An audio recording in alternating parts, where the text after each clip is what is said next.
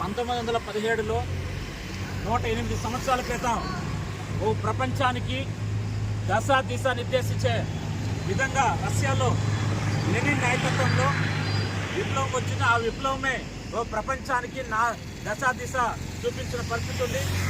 ఆ రోజు 108 సంవత్సరాల క్రితం రష్యాలో కార్మికులు రైతులు పోరాటాలు చేసి వాళ్ళ ఆధీనంలో మొత్తం అధికారంకి వచ్చిన తర్వాత ఇప్పుడు ప్రపంచవ్యాప్తంగా రష్యాలో ఎలాంటి విజయాలు సాధించారో, రష్యా విజయం సోషలిస్టు విజయం ఎలా సక్సెస్ అయిందో, దేశాల్లో సోషలిజమే అజయం అని చెప్పి ఈరోజు దేశవ్యాప్తంగా రోజు రోజుకు స్పందన వస్తున్న పరిస్థితి ఉంది.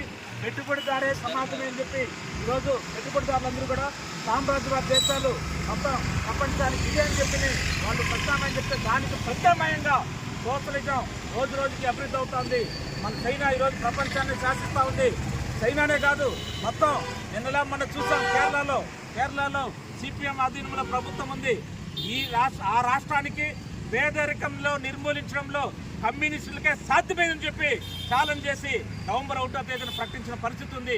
ఇలాంటి పరిస్థితి ప్రపంచవ్యాప్తంగా చూస్తున్నాం. అందువల్ల సామ్రాజ్యవాద దేశంలో అమెరికాలో కూడా మన న్యూయార్క్లో ఈరోజు ఒక సోషలిస్టు వ్యక్తి ఈరోజు అధికారంలోకి వచ్చిన పరిస్థితి చూసాం. అందువల్ల విద్యార్థులు కానీ ఉపాధ్యాయులు కానీ మన దేశంలో ఉన్న మహిళలు అన్ని రకాల కార్మికులు రైతులు ఈరోజు సోషలిజం అజయం అని చెప్పి సోషలిజం వైపు మీరందరూ కూడా అర్థం చేసుకోవాలి.